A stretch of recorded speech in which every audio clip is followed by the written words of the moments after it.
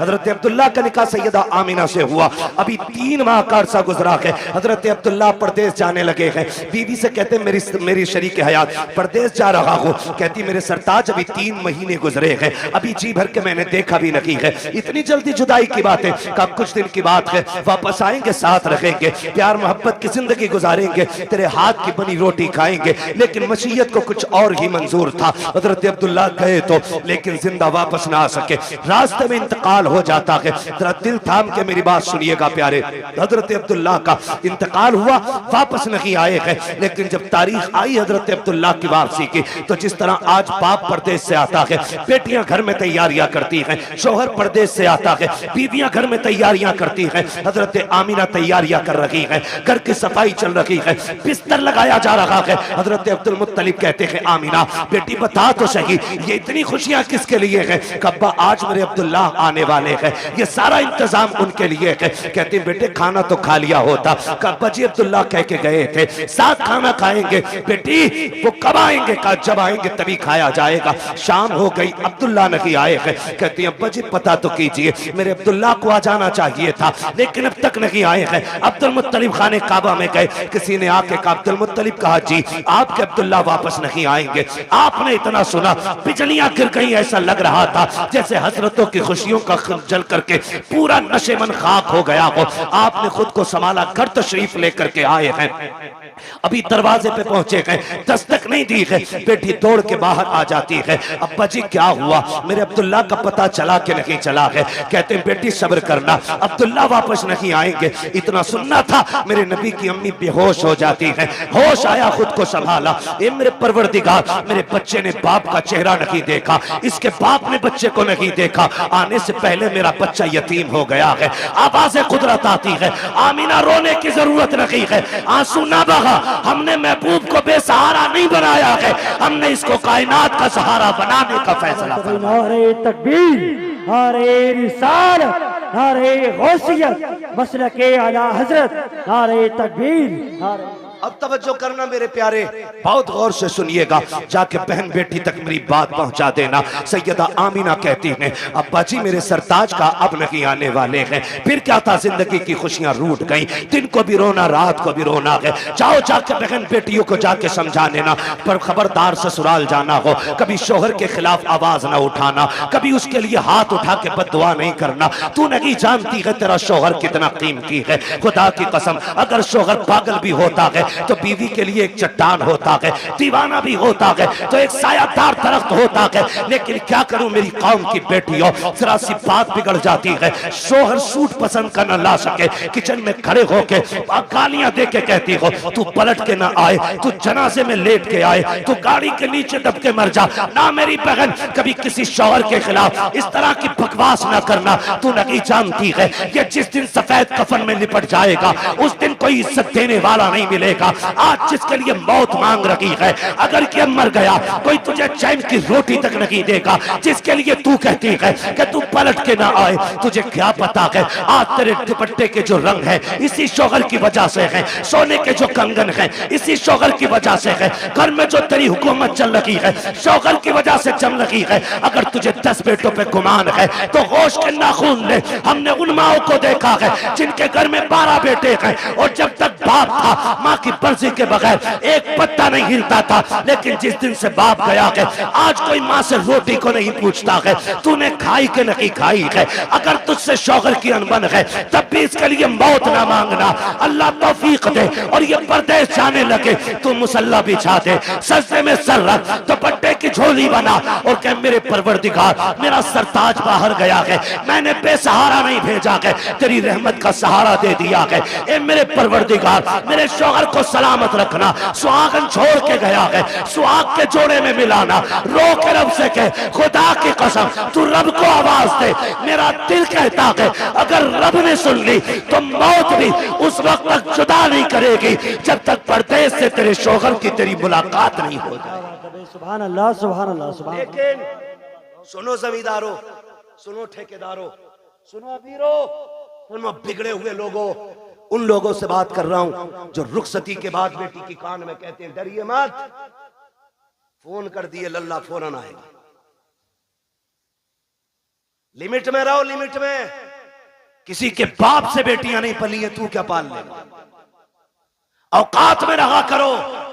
मियां बीवी की अनबन हो सकती है, तुम कौन होते हो बीच में? हाँ, अगर ज्यादती कर रहा है और उसके शाहिद और गवाह हैं तो फिर बेटी को उस घर में रखना भी जरूरी है। लेकिन जरा सी बात पे उसका फोन आया और तुम पहुंच गए। पहले तलाकें कम होती थी, बुरा ना मानिएगा, तलाकें कम होती थी और तलाक की नौयत भी होती थी। जिसकी बेटी को तलाक होती थी या तो वो बाप जहर खा के मर जाता था या 8-8 दिन घर से नहीं निकलता। इतने गैरत वाले लोग थे। आज गैरत मर गई मेरी कौम की। आज बेटी को बगल में खड़ा करके बाप चीख के कह रहा डिवोर्स दे, रखनी नहीं तेरे घर में। तू कैसे बोला? वो गैरत कर, शर्म कर। बड़े बड़े बादशाहों से बेटी नहीं रखी गई, तू कौन होता रखने वाला? आज बाप तलाक के लिए खड़ा है, शर्म नहीं आती है मियां बीवी के मसले में टांग अड़ाने में? बता, तेरी बेटी ज्यादा अजमत वाली है या मेरे नबी की बेटी ज्यादा अजमत वाली है? कह रहा तुझे पता ना ये मेरी बेटी है, तू लपटंट है, मेरी बेटी है ये। और सुन, होगी तेरी तेरी, अभी उसकी बीवी है, इसलिए आप लिमिट में रहिए। तो कह रहा डरिए मत, फोन कर दिए, चाबी गाड़ी में लगी रहती है, लल्ला किक मारेगा, फट से पहुंच जाएगा। क्या करेगा पहुंच के? ज्यादा जाके थप्पड़ मार देगा, गला तो काट नहीं देगा, थप्पड़ मार देगा। शोहर के पास इतनी पावर है, उसने जहां कहा ना 3 तलाक, बेड़ा ही गरक हो जाएगा तेरा। फिर कुछ भी कर लेना, ये लौट के आने वाले जुमले नहीं। इसलिए ये ना कह खड़े, वो कह जो मेरे नबी ने कहा। फरमाया फातिमा, अब तक मेरी रजा की फिक्र थी, अब मेरे अली की रजा की फिक्र करनी है। ये मेरे नबी ने बेटी को कह के भेजा। कुछ भी हो जाए, मेरा अली रूठना नहीं चाहिए। और तू कह रहा डरना मत, औकात कुछ भी नहीं, 2 मिनट में अंदर करा देंगे। क्या कर लेगा अंदर करा के? बेटी का सुहाग वापस नहीं दिला सकता। और फिर कुट पिटा के बेटी वापस आ भी गई ना, तो फिर उसे इज्जत नहीं मिलेगी घर में। इज्जतों के रखवाले बने, रिश्ते बड़े अहम हैं। बेटियों को समझाओ। मौलाना आए थे, तकरीर करके गए और अपनी बीवी को डांट रहा जाके, बीवी को सुधार रहा। हमारा मुआशरा बेहतर इसलिए नहीं हो रहा कि हम ये चाहते मेरी बीवी सुधर जाए। ये कोई नहीं चाहता बेटी सुधर जाए। यहां से जाके बीवी को मत बताना, यहां से जाके बेटी को बताना कि बेटी जब तक जिंदा रहना है कनीज़े फातिमा बन के रहना। मेरा चैलेंज है, जब बेटियां सवर जाएंगी तो किसी घर की बहू खराब नहीं हो सकती है। बेटियों को बेहतर करो, बेटियों को। मेरी बहन, मुश्किल है जिंदगी का गुजरना शोहर के बगैर। आज बात बात में तलाक चाहिए तुझसे, नहीं। फरमाया गया जो बिला उज़्र शरी के अपने शोहर से तलाक का मुतालबा करे, अल्लाह उस पे जन्नत की खुशबू हराम फरमा देता है। क्यों मांग रही हो तलाक? कहा जी मुझे सुख नहीं मिला। किसे सुख कहती है तू? कहा मुझे 10,000 का जोड़ा नहीं मिला। जैसे कल्लन की बीवी के कंगन है वैसे मैंने नहीं पहने, जैसे अच्छन की बीवी का सूट है ऐसा आज तक मुझे नहीं मिला। और तू इसे कहती है सुख, कहती है इसे सुख? ये नहीं है सुख, इसे कहते हैं चटनी से मिल जाए शुक्र अदा कर खा के सो जा। अगर तेरा शोहर तुझसे राजी है तो तू सबसे बड़े सुख में है। और तू सोने के लुक़मे खा, तेरा शोहर तुझसे नाराज है तो तू सबसे बड़े दुख में है, सुख में नहीं। सुख किसे कहते हैं? सुख किसे कहते हैं? सुख ये होता है तुझसे तेरा परिवार राजी रहे, मर जा। कहती नहीं मैं रहना ही नहीं है जी, मैंने इनसे जोड़ा मांगा, इन्होंने मुझसे कहा मेरे पास कुछ नहीं है। मेरी बहन कान खोल के सुन, देख तो सही, अगर दौलत सबसे बड़ी चीज होती तो मेरा नबी सबसे ज्यादा दौलत अपनी बेटी के जहेज में देता। तुम्हें हिसाब देना पड़ेगा। खातूने जन्नत ने इतना सुना, मुसल्ले का कोना छोड़ दिया। कहती है अब्बा मुझे दौलत नहीं, मुझे पैदा करने वाले रब की मोहब्बत की जरूरत है। क्या बात है भाई, जिंदाबाद। इसे सबसे बड़ी अमीरी कहते, इसे सबसे बड़ा सुख कहते। किसे कहते हैं? देवबंद मिल गया देख के दे दी, पैसे वाला था गाड़ी लाया था, यहाँ भी कुछ नहीं, आग लगे तेरे दामाद में। सीधी सी बात है। ओ भाई पैसे देख के दे दी। हुजूर ने जिसके हाथ में हाथ दिया था बेटी का, वो इतना गरीब मक्के का अली है कि जिसके पास मेहर देने का भी पैसा नहीं था। उसके हाथ में। और बेटी से क्या कहा था, फातिमा उस अली के साथ रिश्ता किया है जिस अली से बेहतर जमीन पे तेरे लिए कोई शोहर हो ही नहीं सकता। हो किधर, जा किधर है। हजरत आमीना रोई रोई, सैयदा आमीना बेकरार हो गई, मालिक बच्चा आया है लेकिन बाप नहीं रहा। रोई, दुख होता है, दुख होता है। आज सच में अल्लाह भला करे हमारी कौम का। और एक हंगामा है मैशर हो तो भूलूं उसको, सैकड़ों बातों का रह रह के ख्याल आता है। हमसे कहा गया सारे मौजूआत पे थोड़ा थोड़ा बोल लेना। भाई चौधरी साहब अगर सारे मौजूआत पे बोलूं तो 3 घंटे चाहिए। एक बात कम से कम इतनी तो की जाए जो उसका समझ में आ जाए कि इसमें क्या नुकसान क्या नफा है। बस आखिरी बात मैं करने लगा हूं, अल्लाह आपको सलामत रखे। टाइम 1.25 घंटे से ऊपर हो गया। बहुत गौर से मेरी बात सुनिए। हुजूर माँ के शिकम में आए, मुश्किल जिंदगी होती है एक बेवा की, और वो जिंदगी तो बड़ी मुश्किल थी। इतनी मुश्किल जिंदगी थी कि उस दौर में बेवा को जीने का हक ही कोई नहीं था। लोग कहते हैं ना क्यों मिलाद मनाते हो, इसलिए ही तो मिलाद मनाते। अगर किसी का शौहर इंतकाल कर जाता था ना, या तो उसे मनहूस समझा जाता था, या उसे शौहर की चिता पे जला दिया जाता था, या उसे 40 दिन एक कमरे में बंद कर दिया जाता था। फिर भी जिंदा निकल आती तो गधे पे बैठाया जाता, काला मुंह किया जाता और कहा जाता ये वो मनहूस है जो शौहर को खा गई, और फिर उससे कोई निकाह नहीं करता था। इतनी नफरत बेवा से थी। अगर कोई काम पे निकल रहा और सामने बेवा आ गई तो पीछे लौट जाता था कि इस मनहूस का चेहरा देख लिए। ये दौर और इतना मुश्किल जमाना, उस दौर में भी मक्के के अंदर सैयदा आमीना फरमाती बेवा होना बहुत मुश्किल काम था। और ऊपर से हमारे कबीले का दस्तूर ये था कि जब किसी का शौहर इंतकाल कर जाए तो खुशबू नहीं लगानी, इत्र नहीं लगाना, 1 साल तक सोग मनाना होता था। कहती मेरी जिंदगी बड़ी मुश्किल हो गई। कहती मेरा दिन को भी रोना रात को भी। एक दिन मैं सोई ना, रात को आंख रोते रोते लग गई। ख्वाब में एक बुजुर्ग तशरीफ लाए और उन्होंने कहा आमीना मुबारक हो तुझे। मैंने कहा आने वाले ये बता, मेरी तो रातें रो के गुजरती हैं, दिन रो के गुजरते हैं, मुबारक किस बात की देने आए हो? कहा मैं इस बात की मुबारकबाद देने आया हूँ क्योंकि तू नबियों के इमाम की माँ बनने वाली है। भाई वाह, सुभान अल्लाह, सुभान अल्लाह। ये मिलाद है मेरे नबी का, ये आदम कर रहा है क्योंकि तू नबियों के इमाम की माँ बनने वाली है।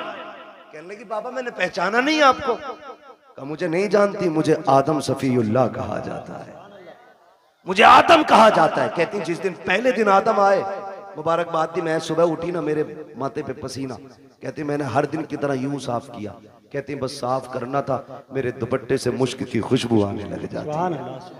मुश्क की खुशबू आ रही है, हैरत नहीं होती है? कह रहा नबी हमारी तरह है, आम इंसान की तरह नबी तशरीफ लाए हैं। सनीचर तू पैदा हो पूरे मोहल्ले में बदबू आए, तेरे अब्बा की शक्ल देख के पता चल जाए ये उस मनहूस का अब्बा है, और तू कह रहा हमारी तरह। देख मेरा नबी कैसा है। ये आला हजरत ने नहीं कहा है, मुहद्दिस देहलवी नहीं कह रहे हैं, ये नबी की अम्मी सैयदा आमीना फरमा रही हैं कि जब माथे पे मैंने पसीना साफ किया मेरे कपड़े से खुशबू, अब चूंकि बेवा को खुशबू नहीं लगानी थी मैं डर गई, मेरे दुपट्टे से खुशबू आई तो जमाना क्या कहेगा। मैं धोने के लिए दौड़ी, जब मैंने पानी डाला तो कहते दुपट्टे की खुशबू खत्म करनी थी। जो पानी दुपट्टे से निकल रहा था उस पानी से खुशबू थी, जिस जमीन पे लग रहा था उस जमीन पे खुशबू थी। मैंने धोना छोड़ दिया, दुपट्टा समेट के रख दिया। जैसे जैसे दिन गुजरते गए मुबारकबादियां मिलती रही, अंबिया आते रहे मुबारकबादी देते रहे। कहते फिर वो दिन गुजरते गए। कहते जब कई महीने गुजर गए एक दिन ऐसा हुआ कि खुशबू मेरे घर से निकली, आंगन में फैली, आंगन को पार किया, पड़ोस में गई, पड़ोस की हदों को तोड़ा, मोहल्ले में फैल गई। मैं खुशबू छुपा रही थी लेकिन खुशबू आगे बढ़ती जा रही थी कि यहां तक के बातें होने लग गई। आमीना बड़ी अजीब खुशबू लगाती है। बात चलते चलते अब्दुल मुत्तलिब तक आ गई। अब्दुल मुत्तलिब घर आए, आमीना बेटी सुना है तू खुशबू लगाया करती है। कहा ना मैंने कोई खुशबू नहीं लगाई है। कहा अगर खुशबू नहीं लगाई तो तेरे बदन से खुशबू के झोंके कैसे आते हैं? कहते हैं अब्बा जी सच ये है मैं कोई इत्र नहीं लगाती हूँ, हकीकत ये है जब से आपके बेटे अब्दुल्लाह की अमानत मेरे शिकम में आई है मैं जिन गलियों से गुजरती हूँ वो गलियां उसकी खुशबू से महक जाया कर। क्या बात है, नारे तकबीर, नारे रिसालत। तवज्जो है ना सारे लोगों की?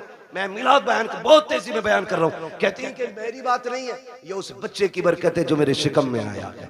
मैं गलियों से गुजरूं तो गलियों से खुशबू आती है। मुस्कुराने लगे। बेटी और भी कोई बात? कहा अब्बा और भी ताज्जुब खेज बात है। कहा क्या? का एक दिन मैं सहन में टहल लगी थी, मैंने कंकर उठाया, मैंने कहा फेंक तो चुभ ना जाए। कहती जब मैंने हाथ लगाया, ये नबी नहीं, नबी की अम्मी कह रही। कौन?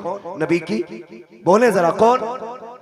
नबी की अम्मी कह रही है, नबी नहीं कह रहे, नबी की अम्मी कह रही वो कंकर मैंने उठाया, मैं चाहूं कि फेंक दूं। कहती जब हाथ लगाया ना तो वो मोम की तरह पिघलने लग गया, मोम की तरह। कहती मेरे मुंह से जुमला निकला, या अल्लाह ये क्या मामला है, ये पत्थर पिघल लगा के, कंकर पिघल लगा के। कहती इतना कहा ना वो कंकर बोलने लगा। उसने कहा आमीना यार को तो आने दे, अभी तो छोटे छोटे पिघल लगे हैं, जब वो आ जाएंगे बड़े बड़े पत्थर पिघलने लग जाए। सुभान अल्लाह।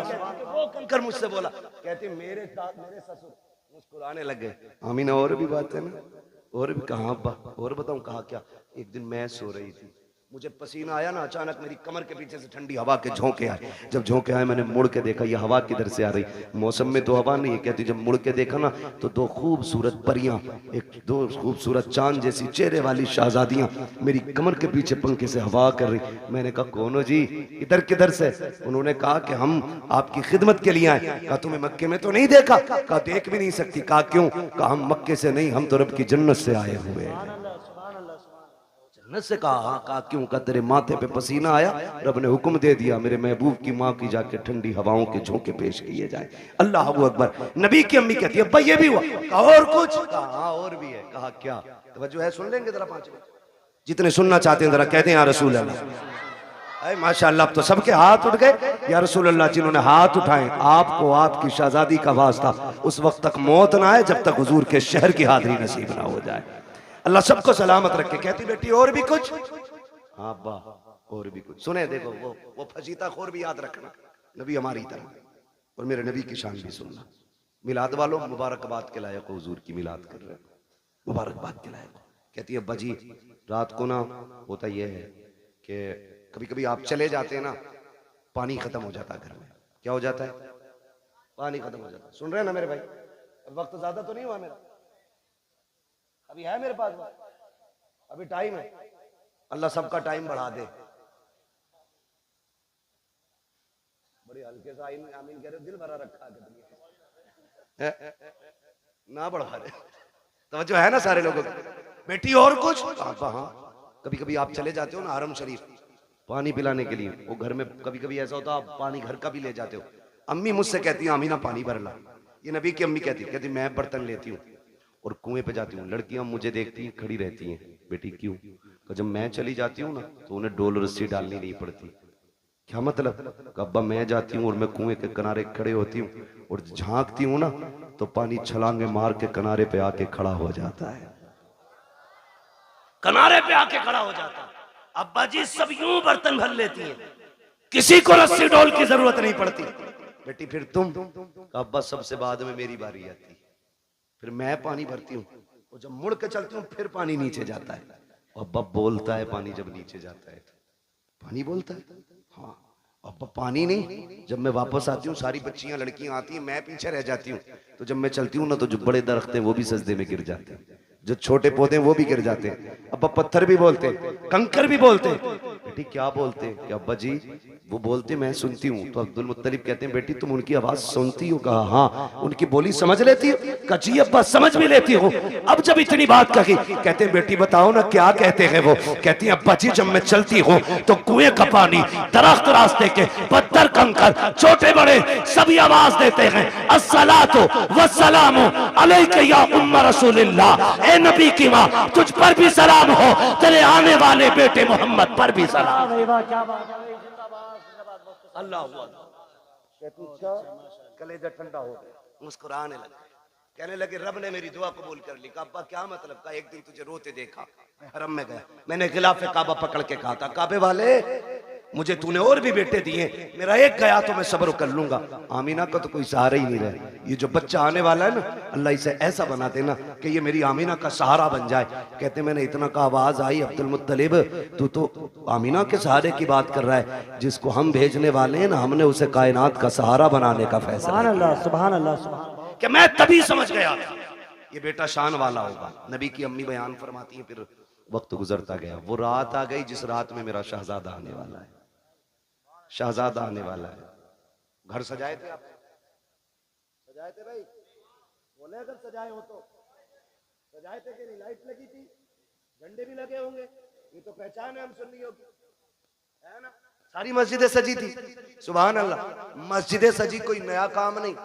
12वीं शब आई, रब ने फरमाया जिब्रील जी रब्बे जलील का हुक्म करो कि पूरी जन्नत सजाई जाए। अब बोले जरा सुभान अल्लाह। जो अब तक नहीं बोला मुझे अफसोस रहेगा, वो जलसे में आया ही क्यों था। रब ने हुक्म दिया जिब्रील जन्नत सजवाओ। अर्ज करते हैं मालिक जन्नत तो कहते ही सजी सजाई जगह को। फरमाया नहीं, और ज्यादा सजाओ ताकि जन्नत को भी पता लगे आज वो आ गया कि जिसके सदके में जन्नत बनाई गई है। जन्नत सजाई गई, फिर हुक्म हुआ एक मिंबर लगाया जाए। कहां? बैतुल मामूर के पास। बैतुल मामूर के पास मिंबर लगा। फिर रब ने फरमाया मीकाईल से कहो कि वो हमारी शान में खुतबा पढ़े। हजरत मीकाईल ने रब की शान में खुतबा पढ़ा, यानी कि तकरीर की, और ऐसी तकरीर के पूरी जन्नत झूमने लगी। जब तकरीर मुकम्मल हो गई, रब हुक्म क्या है? रब ने फरमाया जिब्रील जी रब्बे जलील कि जिब्राइल, मीकाईल, इसराफील, इजराइल चारों आ जाओ। चारों आगे। मालिक अब का अपने ताबे फरिश्ते 1-1 लाख फरिश्ता लेके आमिना की चौखट पे चले जाओ। अभी नहीं बोलोगे तो कब बोलोगे यार? आमिना की चौखट पे। मालिक करना क्या है? का पता नहीं, महबूब आने वाला है, मुबारकबाद ही पेश करनी है। अब बहुत गौर से सुनना। इधर सैयदा आमिना कहती है मैं घर में लेटी थी, आज मुझे अब्दुल्ला के ना होने का बड़ा गम था। मैं सोच रही थी काश अब्दुल्ला होते ना तो आज मेरे घर में अंधेरा नहीं होता। बच्चे की विलादत का वक्त है, 4 औरतें मक्के की भी मेरे पास होती, आज मैं तन्हा ना होती। कहती शोहर की जुदाई का गम ये रुलाने लगा।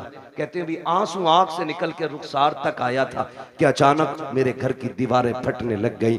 फदखला सलासुन निस्वा, 3 औरतें घर के अंदर दाखिल हुई। उनके कद खजूरों के बराबर थे, चेहरे चांद से ज्यादा रोशन थे। कहती मेरी चारों तरफ आके बैठ गई। 4 थी, एक रिवायत में 3 भी है, 4 भी है। कहती 4 औरतों को मैंने देखा, आके बैठी। मैंने कहा कौन हो? का एक कहती हमें नहीं पहचाना। का बताओ तो सही कौन हो? एक ने कहा मुझे हव्वा कहा जाता है, दूसरी ने कहा कि मुझे मरियम कहा जाता है, तीसरी ने कहा मुझे इस्माइल की अम्मी हाजरा कहा जाता है, चौथी ने यह कहा मुझे नहीं जानती हो, मुझे फिरौन की बीवी आसिया कहा जाता है। का आई किस लिए हो? का मुबारकबाद देने आए हैं। का किस बात की? का तू नसीबों वाली है, तेरी गोद में नबियों का इमाम आने वाला। क्या बात है भाई, क्या बात है। नारे तकबीर, नारे रिसालत, नारे गौसियत। बस का तेरी गोद में नबियों का इमाम आने वाला। फरमाती वो मुबारकबाद दे के चली गई। कहती फिर ख्याल हुआ काश कोई तो औरत होती जो मेरा मन बहलाती, जो हिम्मत बढ़ाती।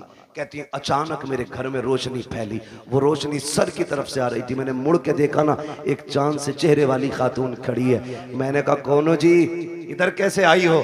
कहने लगी आमिना हम जमीन से नहीं, हम तो जन्नत से आए हुए हैं। कहा कौन हो? कहा जन्नत की हूरों की मलका हूं।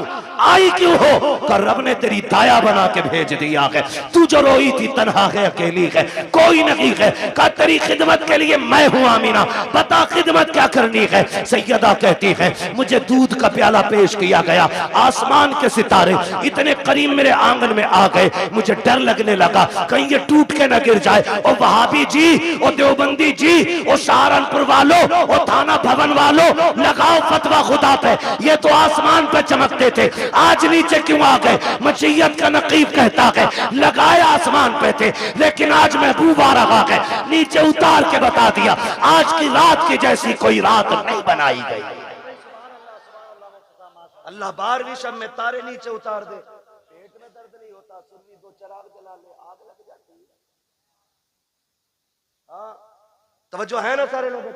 कहती सितारे नीचे आगे मैं डर गई। कहती फिर मेरे घर में परिंदे आए इतने खूबसूरत। कहती कुछ परिंदे हरे रंग के थे, सुर्ख चोंचे थी, कुछ ऐसे थे रंग फरिश्तों के, उनके परिंदों के सुर्ख थे, चोंचे हरी थी, उनकी चोंचों में मोती थे, मोती थे मोती। कहते मेरे बिस्तर पे डाले, मेरे आंगन में डाले, मेरा घर नूरून अला नूर हो गया। इधर इधर की तैयारी, उधर देखो जिब्रील को हुक्म दिया लेके चले जाओ एक एक लाख फरिश्ता। आ रहे हैं, कह रहे मालिक इजाजत मिली, आने लगे तो सुनो जिब्राइल, मीकाईल, इसराफील, ये आगे इजराइल रुक गए। तुम नहीं गए? मालिक थोड़ी सी क्लियर करनी है एक बात। कहो क्या बात है? कहा मालिक ड्यूटी बड़ी सख्त है, मुझे तूने मलकुल मौत बनाया और ड्यूटी इतनी है कि मेरी ड्यूटी इतनी सख्त है कि मौत ना 1 मिनट पहले आ सकती ना बाद में आ सकती। मैं चला गया, मेरी ड्यूटी का क्या बनेगा? आज भी मुझे कितने बच्चों को माओ की गोद से लेना, कितनी औरतों को बेवा बनाना, कितने बच्चों को यतीम करना, कितने घरों का सहारा मुझे उजाड़ना। मालिक बताना मैं गया ड्यूटी का क्या बनेगा? रब ने फरमाया मलकुल मौत जानते हो कि नहीं? कहा क्या रब्बे जलील बताना। रब ने फरमाया सुनो, जब तुम किसी माँ का लाल लाते हो तो माँ तड़पा करती है, किसी बच्चे से बाप लेके आते हो तो बच्चे दीवारों से लग के रोते हैं, किसी घर का सहारा लेते हो तो बेटियां तड़पती हैं, किसी औरत का सुहाग लेके आते हो औरतें रोया करती हैं। जानते हो मलकुल मौत आज हमारा महबूब आने वाला है और हम नहीं चाहते हैं किसी के घर से रोने की आवाज आ जाए, इसलिए जाओ आज हमने मरने वालों को जिंदगी बख्श दी है और हमने तुमने महबूब की खुशी में तुम्हारी भी छुट्टी कर डाली। आज मरने वालों को भी जिंदगी की खैरात मिली। और मुहद्दिसीन फरमाते जिस दिन हुजूर आए उस साल में जितने भी बच्चे पैदा हुए रब ने सारी माओं को बेटे ही अता किए थे। महबूब की खुशी ने रब ने पूरी कायनात में बेटे बांट दिए। मौलवी बिरयानी बांट दे तो कहता है शेरा, अल्लाह ने तो बेटे ही बांट दिए। पूरी कायनात को बेटों का तोहफा दिया रब ने। कितने दिन तक? 1 साल तक बेटे ही मिलते रहे सबको। तवज्जो है सारे लोगों की? बात खत्म करने लगा हूं बस। कहती है ना फिर सारे फरिश्ते आ गए और फरिश्ते कह रहे मालिक अकेले अकेले जाना? कहा नहीं आज जुलूस लेके जाना है और एक दूसरे को मुबारकबाद देते हुए जाना। फरिश्ते एक दूसरे को मुबारकबाद देते हुए आ रहे। इधर कहती हैं फरमाती है ना फिर मेरी बारगाह में दूध का प्याला पेश किया गया। एक प्याला पेश किया गया था कैसा? कहती है शहद से ज्यादा मीठा, मुश्क से ज्यादा खुशबूदार, दूध से ज्यादा सफेद और बर्फ से ज्यादा ठंडा। कहती मैंने घूट पिया। कहती हैं जब घूट पिया मेरे दुख तकलीफें सारी खत्म हो गई। फरमाती हैं फखरजा मिन्नी नूर, फिर मेरे बदन से नूर निकला। हैरत की बात है ना, नबी की अम्मी तो कहती है मेरे बदन से नूर आया गया, वहाबी कहता नबी हमारी तरह गए। आला हज़रत ने क्या गलत कहा? तेरी नस्ल पाक में गए, बच्चा बच्चा नूर का, तू है ऐने नूर, तेरा सब कराना नूर का। कहती फिर नूर निकला।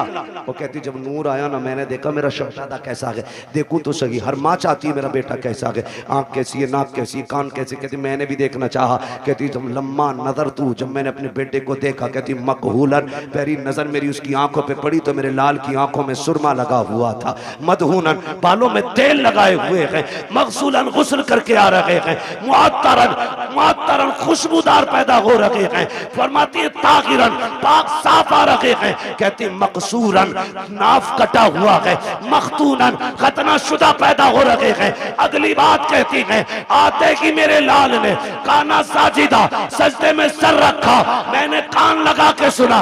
मेरा बेटा कह रहा था रब्बे क़ब्ली उम्मती, रब्बे क़ब्ली उम्मती। जमीले कादरी कहते हैं रब्बे क़ब्ली उम्मती कहते हुए पैदा हुए। रब ने फरमाया कि बख्शा अस्सलातो है जी। रुक के आखिरी बात कह के बात खत्म कर लूं, इंशाल्लाह कभी जिंदगी रहेगी यहाँ से आगे की बात फिर बयान कर लेंगे।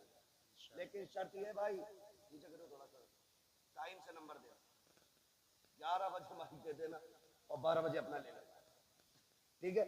इंशाल्लाह कभी टाइम से गुफ्तगू होगी। हुजूर तशरीफ लाए, कायनात मुस्कुराने लगी, बातें बहुत सी हैं। हुजूर आ गए, हुजूर आए, इधर मेरे हुजूर ने सजदे में सर, उधर काबा झुक गया। आला हज़रत फरमाते हैं जिनके सजदे को महराब काबा झुकी, उन भवों की लताफत पे जोर से, उन भवों की लताफत पे लाखों सलाम। और फरमाते हैं पतली पतली गुले कुद्स की पत्तियां, उन लबों की लताफत पे लाखों सलाम। ये क्यों झुक गया काबा, ये क्यों आ गया रुकू में, क्यों सजदे की तरफ दौड़ा? आवाज आती बरेली से हाजियो आओ, शहंशाह का रोजा देखो, काबा तो देख चुके काबे का, काबे का काबा देखो। हुजूर आए, कायनात मुस्कुराने लगी। हुजूर मुहद्दिस देहलवी फरमाते हैं जिस जमीन पर हुजूर की विलादत का तज़किरा होता है, अल्लाह 1 साल तक उस जमीन पे अपने करम की बारिशें फरमाता है। जिस मोहल्ले जिस बस्ती में हुजूर की विलादत होती है ना, अल्लाह 1 साल तक उस बस्ती से मुसीबतों को दूर फरमा दिया करता है। इतनी बड़ी बरकतें हुजूर की विलादत के तज़किरे की हैं। आला हज़रत फरमाते हैं हश्र तक डालेंगे हम पैदाइश मौला की धूम।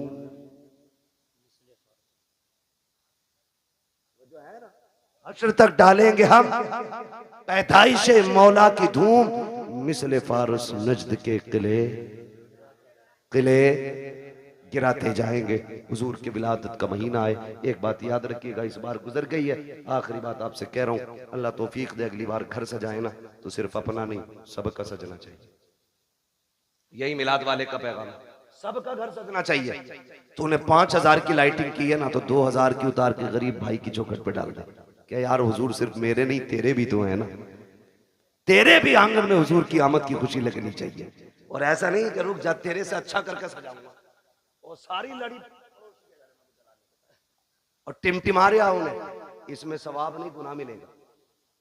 किसी का दिल तोड़ के मिलाद नहीं मनाना है, दिल जोड़ने के लिए मिलाद मनाना है। करेंगे इंशाल्लाह ऐसा ही, सारे वादा करें इंशाल्लाह। और हुजूर की विलादत का दिन आए ना, मीठा तकसीम करो, लंगर करो, खिलाओ, जात मत देखो, बिरादरी मत देखो, खिलाओ, ताकि दुनिया गैर मुस्लिम भी खा के जाए ना उससे कि यार खा ले आज, ना पूछ, ताकि उसे पता चले जब उनका मिलाद आता है ना तो सबका पेट भराया जाता है। करेंगे ना इंशाल्लाह, लेकिन ये तभी करेंगे जब अपनों को कोर्ट कचहरी और केस से फुर्सत मिलेगी, है ना। ये झगड़े भगड़ों से निकलो, तुम्हें कूटने के लिए और लोग काफी, आपस में क्यों मरे जा रहे हो।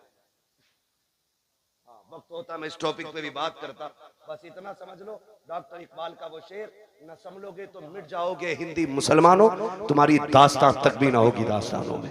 ठीक है जी, अपनी तालीम भी मजबूत कीजिए और अपनी क़यादत भी मजबूत कीजिए। आपकी तालीम भी कच्ची है, आपकी क़यादत भी कच्ची है, आप दोनों चीजों पे मजबूती से कोशिश करें। इल्म की जिम्मेदारी हमारे उलमा ले रखे हैं और क़यादत की जिम्मेदारी ये जिम्मेदार लोग जाने कैसे करेंगे। बहरहाल हमारी क़यादत भी मजबूत होनी चाहिए और हमारा हर एंगल से मुस्लिम कौम का एक एक बंदा मजबूत होना चाहिए। हमें चोरी करने की जरूरत नहीं है, हमारे नबी ने हमें उतना दे दिया। डॉक्टर इकबाल ने कहा था तेरे दामन में है किस लालो जवाहर की कमी, तू किसी और के दामन की तरफ क्यों देखे। ठीक है, सब कुछ अल्लाह ने दिया, तो इसलिए कोशिश करेंगे इंशाल्लाह हम तालीम पे भी ध्यान देंगे, तरबियत पे भी ध्यान देंगे। अल्लाह ताला हमारी इस कमेटी को दिन दूनी रात चौगनी तरक्कियां अता फरमाए और हमारी तमाम मुसलमान भाइयों को मौला करीम हर परेशानी से महफूज फरमाए। बिलखुसूस मौला फ़िलिस्तीन के मुसलमानों के हाल पर रहम फरमाए। और हमारे मौलाना राशिद रज़ा मरकज़ी साहब, इन्होंने एक वाकई एक बहुत बड़ा काम अपने सर लिया है। ये एक यूं कहें कि ये कई तंजीमों का काम था जो अकेले इस मर्द मुजाहिद ने शुरू किया है। हम सब की जिम्मेदारी बनती है हम अपने भाई राशिद रज़ा मरकज़ी के साथ खड़े हों। बेटी कहीं की भी हो, हमारी बेटी है ना, हमारी बेटी है, इसलिए आपने कम से कम एक कोने की बेटियों की जिम्मेदारी उठाई है। इंशाल्लाह कल इस इलाके से कोई ऐसा मर्द मुजाहिद खड़ा होगा जो इस इलाके की बेटियों की तालीम के बारे में सोचेगा, उनकी तरबियत के बारे में सोचेगा और हम दुनिया को बताएंगे इंशाल्लाह ना हम तालीम में कमजोर हैं, ना हम तरबियत में कमजोर हैं, ना कल हम किसी के टुकड़ों पे थे, ना आज हम किसी के टुकड़ों पे हैं। हमारा तो सिर्फ एक ही दरबार है और उसके बारे में कहते हैं तेरे टुकड़ों पे पले गैर की ठोकर पे न डाल, झिड़कियां खाएं कहां छोड़ के सत। ठीक है ना, चलूं आगे। सारे हुजूर के गुलाम हैं, जितने गुलामी का दावा करते मोहब्बत से कहते हैं या रसूल अल्लाह। आला हज़रत फरमाते हैं वो जो न थे तो कुछ न था, वो जो ना हो तो कुछ ना हो, जान है वो जहान की, जान है तो जहान है। मैं नेता जी एक बात बताऊं, हमारी महफिलें जो होती है ना ये एक सभा से अलग होती है। हम जितना हम बोलते हैं उतना इन्हें बुलवाते हैं। उसकी एक वजह यह भी होती है कि जब कयामत में हुजूर के मदह खानों को आवाज लगे, हुजूर के नात पढ़ने वालों को आवाज लगे, तो तमन्ना यह कि सबसे आगे हजरत हसन हो, उनके पीछे बरेली के अहमद रजा खान हो, उनके पीछे हम जैसे गुनाहगार गुलाम भी खड़े हो जाए। अगर कोई ये कहे कि भाई हसन तो हसन ठहरे, आला हजरत तो आला हजरत ठहरे, तुम्हें जगह कैसे मिलेगी, तो हमें एक दलील मालूम है। हजरत यूसुफ का हुस्न बिकने लगा मिस्र में। जानते हैं कि नहीं? पता है ना, यूसुफ जुलेखा की कहानी किसी को पता हो ना हो, बुड्ढो बुड्ढो को पता है, क्योंकि लैला मजनू यही बताते हैं। यूसुफ जुलेखा इनसे बेहतर कोई नहीं जानता है। हमने तो किताबों में जैसे पढ़ा वो पढ़ा ही है, लेकिन बड़े बूढ़े बड़ा रंग दे के उसको पेश करते हैं। तो सुना ही होगा दास्तान यूसुफ है, सुना ही होगा ना। तो ये एक तारीख रही। हजरत यूसुफ मिस्र के बाजार में बिकने लगे, ऐलान हो गया। ये बाज मुअर्रिखीन ने यहां तक लिखा है, एक दिन हजरत यूसुफ ना आईना देख रहे, ख्याल आया मेरे जैसा हसीन कौन होगा, मेरे जैसा हसीन कौन होगा। रब ने मुझे तो बड़ा ही हसीन बनाया। तो फिर यहां तक लिखा गया कि जैसे ये ख्याल आया, फिर रब ने फैसला कर दिया, यूसुफ जिस हुस्न पे नाज है ना, इसे हम कोड़ियों के दाम भी बेचेंगे। फिर कुएं से निकाल के खोटे सिक्कों में हजरत यूसुफ को बेचा गया। फिर खातिर दिल पे ये ख्याल आया, मालिक मेरी इतनी सी कीमत थी, कोटे सिक्कों में बेच दिया गया। कहा यूसुफ दिल थोड़ा न कर, अब तेरी बोली मिस्र के बाजार में लगवा के दिखाए। फिर रब ने मिस्र के बाजार में यूसुफ की बोली लगवाई। फिर कीमत कितनी थी, कभी खोटे सिक्कों में बेचा और कभी मिस्र के बाजार में खड़ा हुआ यूसुफ। ऐलान हुआ कीमत क्या है, कहा जिसके पास जो हो सारी दौलत लेके आ जाए, जो सबसे ज्यादा दौलत लेके आएगा वही यूसुफ को लेके जाएगा। सारे अमीर अपनी सारी दौलत लेके आ गए। मिस्र के बाजार में यूसुफ का हुस्न तोला जा रहा है, भीड़ लगी है देखने वालों की, खरीदार कम तमाशाई ज्यादा। जो भीड़ लगी थी वो चारों तरफ थी। अचानक पीछे से शोर हुआ, हटो बचो हटो बचो। लोगों ने मुड़ के देखा क्या हो रहा है, देखा एक बूढ़ी औरत आ रही, और बूढ़ी औरत ने ना, वो देखे होंगे चरखे ना, चरखे देखे नहीं, ये बड़े बूढ़ों के तो दौर में रहे हैं, मैं बच्चों से जवानों से पूछूं, देखे ना चरखे, रुई काटने वाले। तो उस औरत ने ना वो रुई काटा हुआ धागा बगल में रखा था। वो करी हटो बचो, का किधर, का सुना के आज यूसुफ की बोली लग रही, मैं भी खरीदने आई। किसी ने देखा क्या लेके आई, ये है ना मेरे पास धागा, कितना है, का 5 से रुई पूरी तोल के उसको धागा बना के लेके आई। 5 से रुई का धागा है। किसी ने कहा फिर, कहा मैं लेके आई हूं, यूसुफ खरीदूंगी। हंस के कहने लगा तू खरीदेगी, वो देख अजीज़े मिस्र की सारी दौलत पल्ले में चढ़ गई है, हीरे जवाहिरात से यूसुफ को तोला जा रहा है, फिर भी दौलत पूरी नहीं डाल रही है, तू धागे से तोलेगी। उसने कहा हटकर पगले जाने तो दे। का करेगी क्या, का उस लाइन में तो जाके खड़ी हो जाओ जिसमें यूसुफ के खरीदार खड़े हैं। का किस लिए, का जब यूसुफ के खरीदारों का कयामत में तस्करा होगा और नाम लिया जाएगा, तो जहां अज़ीज़े मिस्र की गिनती लगेगी वहां उस धागे वाली का भी नाम आ जाएगा। जहां उनके खरीदारों में दौलत वाले आएंगे वहीं धागे वाले भी खड़ी हो जाएगी, ताकि ये तो पता चले जहां दौलत वाले यूसुफ से प्यार करते थे वहां ये गरीब बूढ़ी भी मेरे यूसुफ से प्यार करती है। क्या बात है, नारे तकबीर, नारे रिसालत, नारे गौसियत, मसलके आला हजरत, नारे तकबीर, नारे रिसालत। तवज्जो है सारे लोगों की। तो इसलिए आपसे भी कहा जाता, आप भी पढ़ लिया करें, और शुक्र है रब का हमारे सुनने वाले भी हुजूर की नात पढ़ते हैं। वो जो न थे तो, वो जो ना हो तो, वो जो ना हो तो, आप किस मिट्टी के बने हैं। मैं कुर्सी इधर कर लूं, अगर आप बोल सकते हैं तो बोलें। वो जो न थे तो, वो जो ना हो तो, जान है वो जहान की, जान है तो जहान है। मैं एक बात कहूंगा, मेरा नबी पूरी कायनात के लिए रहमत बन के आया, पूरी कायनात, सिर्फ मुसलमानों के लिए नहीं, पूरी कायनात के लिए। चरिंद परिंद दरिंदे सारे लोगों के लिए मेरा नबी पूरी कायनात के जर्रे जर्रे के लिए रहमत बन के आया। होना तो ये चाहिए था कि हर कौम हर बिरादरी की छत पे मेरे नबी की आमद पे झंडा लगना चाहिए था। आप कहें कैसे, हुजूर तो हमारे। सुने, आप दुनिया देख लें और उसूल देखें। मैं पूरे चैलेंज के साथ कहता हूं, आज किसी घर में अगर बेटी मुस्कुराती है ना, तो वो एहसान मेरे नबी का है। आज अगर किसी घर के अंदर माँ बेटे को थप्पड़ मार के खड़ी हो जाए और बेटा सर झुका के खड़ा रहे, माँ से कुछ नहीं कह रहा है ना, तो ये कमाल माँ का नहीं, कमाल मेरे नबी का है। अगर आज बाप बेटे को बीच चौराहे पे जूते से मारे और बेटा गर्दन झुका के मुस्कुराता रहे ना, तो इसमें कमाल बाप का नहीं है, इसमें कमाल रसूल पाक का है। इसलिए कि मेरे नबी ने ना माँ बाप का एहतराम सिखाया है।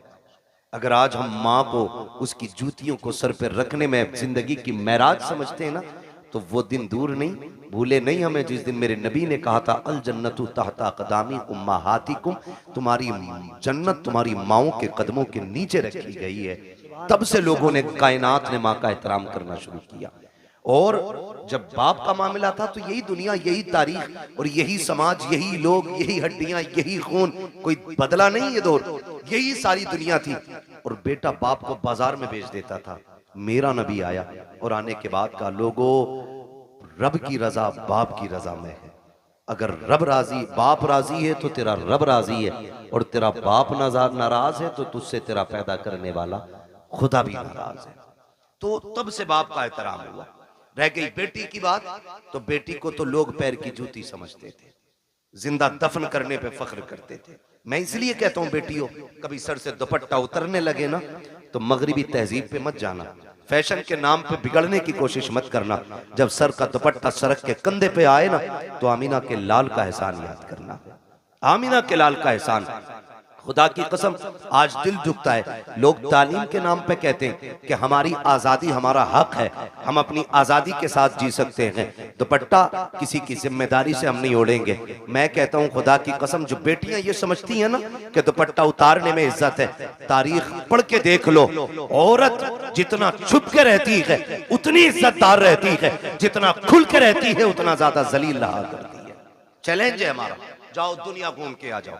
और सच्ची बात बताऊं, ये जो खड़े रहते हैं ना, जो इस्लाम के खिलाफ बकवास करते हैं, इस्लाम ने, मुसलमानों ने औरतों को कैद में डाल दिया और पर्दा दे करके उन्हें फांसी दे दी, उनका ऐसा कर दिया। मेरा चैलेंज है, ये भी जब निकाह करने चलते हैं ना, शादी करने, इन्हें भी शरीफ बच्ची चाहिए होती है, इन्हें भी शरीफ बच्ची चाहिए होती है। और शराफत की सबसे बड़ी पहचान यह है कि बच्ची की नजरों में हया होना चाहिए। यह सबसे बड़ी पहचान शराफत की है कि उसकी नजरों में हया होनी चाहिए। कितना बड़ा दाग लगाने की कोशिश की जाती है कि इस्लाम ने औरत को पर्दे में डाल के ना उसकी जिंदगी को लिमिटेड कर दिया, उसके अधिकार, उसके हुकूक छीन लिए, और ये कहते हैं कि औरत का बराबर हक है मर्द के साथ। क्या बराबरी का हक है? तो लोगों का कहना यह है कि जैसे मर्द मजदूरी करता वैसे औरत भी मजदूरी करे। ये नजरिया कि अगर रोडवेज मर्द कंडक्टर है तो औरत भी होनी चाहिए, मर्द ड्राइवर है तो औरत भी होनी चाहिए, का ये बराबर का अधिकार है। मैं कहता हूं गैरत आनी चाहिए। कहा क्यों? कहा तुम हमारे इस्लाम के बारे में क्या जानो। इस्लाम वो खूबसूरत मजहब है जिसने पूरी इंसानियत के मुकम्मल हुकूक का ख्याल रखा है, एक एक हक का ख्याल रखा है। लोगों ने कहा कि इस्लाम ने औरत को पर्दे में रख के पाबंद कर दिया, वो घर के अंदर 4 लोगों का खाना बनाए। मैंने कहा तुम इसे गुलामी कहते हो, आओ तुम्हारी आज़ादी बताऊं। कहा आज़ादी किसे कहते हैं कि लड़की खुल के जिंदगी जिए, जो चाहे ड्यूटी करे, उसका भी सर्विस करने का हक है। मैंने कहा चल ठीक, हम लोग अक्सर फ्लाइट एयरवेज वगैरह जाना रहता है, आप जाकर के देखो वो तमाशा औरत का बनाया गया है। हर जगह पे आपको लड़की खड़ी मिलेगी, हर जगह पे। मुल्क के अंदर लाखों नौजवान बेरोजगार टहल रहे हैं, उन्हें एक वक्त की रोटी देने के लिए तैयार हम नहीं है। किसी को पढ़े लिखे IAS IPS पकौड़ियां तलने के लिए तैयार है, लेकिन नौकरी मिलने को तैयार नहीं है। बेटियों के हुकूक के लिए लड़ने वालों, कौन से हक की बात करते हो? आपने लेकर के एक छोटी सी दुकान से हवाई जहाज तक बच्चियों को ले जाके खड़ा कर दिया और बात करते हो हमने इज्जत दी है। मैं तारीख के हवाले में ये बात कहना चाहता हूँ, जिम्मेदारी के साथ कहता हूँ, जाओ जाकर के किसी भी फ्लाइट को देख लो, एक फ्लाइट के अंदर कम से कम 350 बंदे बैठा करते हैं, और उसके अंदर उनकी देखभाल के लिए 3 से 4 बच्चियां होती हैं। 350 लोगों को सुबह से शाम तक पानी पिलाना, और उनकी ड्यूटी में यह लाजिम होता है तुमसे कोई किसी भी तरह बात करे, तुमको उनसे मुस्कुरा के बात करनी है। किसी के लहजे का भी, गलत लहजे कि कभी जवाब तुम्हें सख्ती से नहीं देना है, वरना तनख्वाह काट ली जाएगी। साहिब किस आजादी की बात करते हो? जिसने बेटियों से कपड़ों का हक छीन लिया तुम उसे आजादी कहते हो, जिसने उसकी इज्जत का हक छीन लिया तुम उसे आजादी कहते हो। चार बच्चियां 350 लोगों की नौकरी कर रखी है, तुम उसे आजादी कहते हो।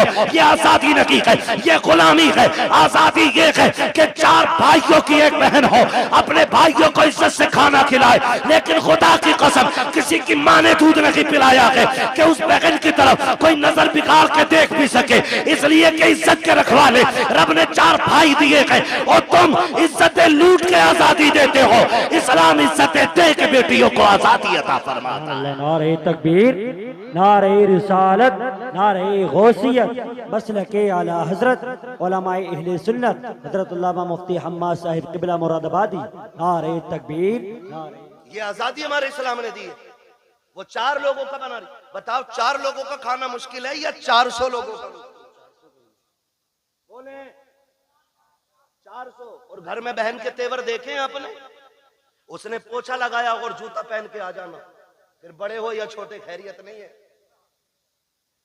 बिस्तर अगर बहन ने लगा दिया तुम कूद के बैठ जाना। चादर अगर सिमट गई तो खैरियत नहीं है।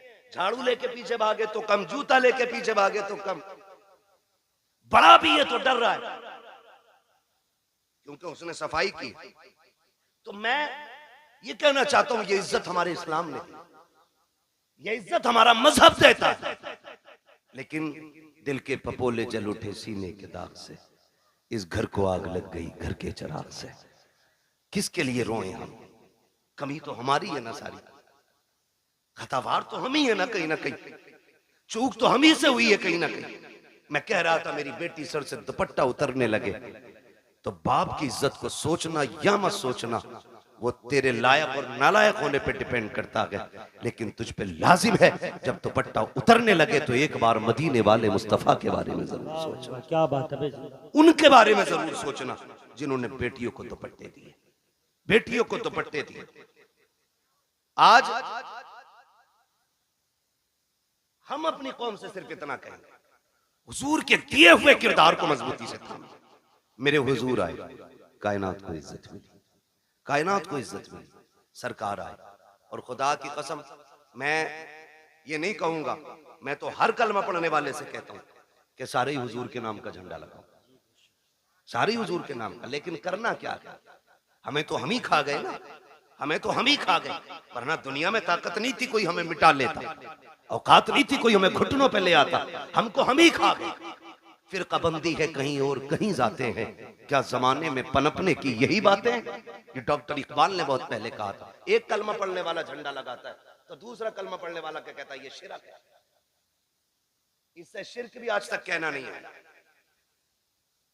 छोटे भाई का पजामा, बड़े भाई का कुर्ता, आके कह रहा शिरक। क्या शिरक है? कि झंडा नहीं लगना चाहिए। क्यों भाई? कि हुजूर के जमाने में झंडे नहीं लगे। वो गैरत कर भाई, पढ़ के किधर आए? हुजूर आए तो जिब्रील 3 झंडे लेके आए, 3 झंडे लेके आए। मैं झंडों पे भी बात करूंगा, लेकिन मैं समझाना चाहता हूं यहां किसी भी बिरादरी का बंदा बैठा है, मैं कहता हूं बिरादरी रख के हुजूर का गुलाम बन के सुने। हुजूर आए, झंडा किसी ने लगा दिया, पेट में दर्द क्यों? ओ भाई किसी झंडे पे पंजा लगा है, कौन सी पार्टी का झंडा? बोले यहां क्यों नहीं बोल रहे? जिसके घर में चूहे अजान दे रहे वो भी दुकान पे बैठ के देश चलाता। हाँ, बीवी ने नमक मंगाया था, पैसे नहीं थे, लेकिन आके दुकान पे टांग रख के बीड़ी लगा के कह रहा किसकी बन रही है? अगर किसी जान पहचान के ने कह दिया फलां की बन रही है, कह रहा चुप कर, 70 उसकी आ रही है। जिनसे घर नहीं चलता वो देश चलाने की बातें बैठ जाती। बताइए जरा, इतनी तो पहचान होगी। पंजा लगा तो किसका झंडा? जोर से ये बच्चे बोल रहे हैं, बड़े बड़ो गैरत करो, किसका झंडा?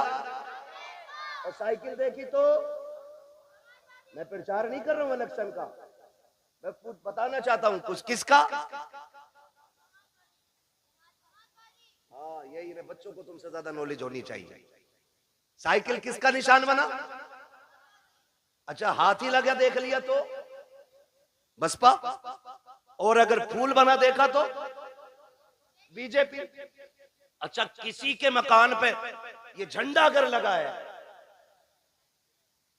समझो है ना, ये झंडा अगर लगा है तो जिस पार्टी का झंडा होगा देखने वाला समझ जाएगा कि जिसका झंडा उसी का बंदा है ना। यही होता है क्या नहीं?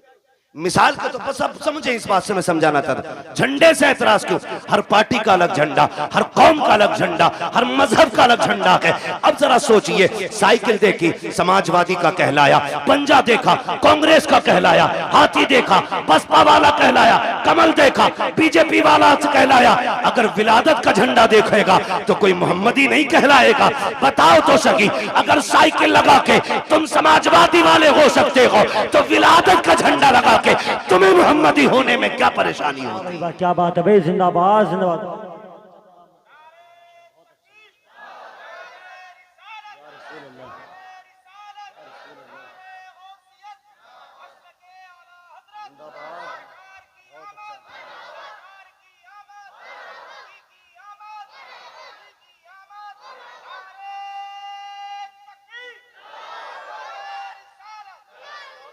ओ भाई, तो हमारे झंडे लगे, टोपी ओढ़ के मस्जिद से निकल के कह रहे हाथ में तस्बीह है। अजीब मक्कार लोग हैं, तस्बीह भी नहीं रुकती, जीभ भी नहीं रुकती। जिक्र कौन कर रहा है, किधर हो रहा भाई? बराबर कहता है कहिए, उसके जमाने में नहीं तो ये बराबर चल रही। या तो तू झूठा या तेरी तस्बीह झूठी। हाँ, तो लंबी लंबी फेंक रहे, आके झंडों ने लगा ना, कपड़ा खराब किया था, 3 गरीब बच्चे का दुपट्टा ही बन जाता। खुदा का शुक्र है हम मुस्तफा के मानने वाले। तू गरीब बच्चियों की लिस्ट बना के दे, हम सुन्नी लोग झंडे भी बराबर लगाएंगे, दुपट्टे भी बराबर बांट लेंगे, है क्या नहीं? हम दुपट्टे भी बांट सकते हैं, झंडे। तो मैं ये मुसीबत दुपट्टे और झंडों में ही क्यों दिखती है? फजूल खर्ची है। ये जो लाइट लगी है ना, ये फालतू थी, ये नहीं लगानी चाहिए थी, नहीं लगानी चाहिए थी। मैं एक बात कहना चाहता हूँ, हुजूर का मिलाद आए तो तुझे लाइट फालतू लगती है, तुझे रोशनी फालतू लगती है, तुझे लाइटिंग गलत लगती है, तुझे झालर झूमर से तेरे पेट में दर्द होता है, तब तुझे गरीब याद आते हैं। जब तेरे बेटे के निकाह का मौका आता है, एक दिन पहले जनरेटर लग जाता, 2 दिन बाद तक चलता है, पूरा घर सजा रहता है, तब तुझे गरीब के बच्चे क्यों याद नहीं आते हैं? जब सुन्नी के दरवाजे पे झंडा लगता है, तब तुझे गरीब बच्चियों के दुपट्टे याद आते हैं। जब तेरे बेटे के निकाह में 1.5 लाख की आतिशबाजी होती है, तब तुझे गरीब की बच्चियां याद क्यों नहीं आती हैं? पता ये चला तुझे हमदर्दी गरीब से नहीं है, तुझे नफरत फजूल खर्ची से नहीं है, तुझे नफरत हुजूर के झंडे से है, और तू ढोंग दिखाता है। खुदा की कसम, हम हुजूर की आमद पे इसलिए रोशनी करते हैं कि सारी कायनात मेरे मुस्तफा के सदक़े में बनाई गई। जिंदाबाद जिंदाबाद। अगर हुजूर की आमद पे नहीं तो फिर कुछ भी। सीधी बात, तेरा बेटा इतना अच्छा हो गया, उसकी शादी पे पूरा घर सजा ले, मेरे हुजूर की आमद हो तो 2 बल्ब ना लगा सके कि नहीं? ये किसी ने नहीं मनाया, सहाबा ने मनाया, अबू बकर ने बनाया, उमर ने मना, कहा नीचे है अभी ऊपर चल। ये पूछ क्या नबियों ने मेरे हुजूर का मिलाद किया है कि नहीं किया?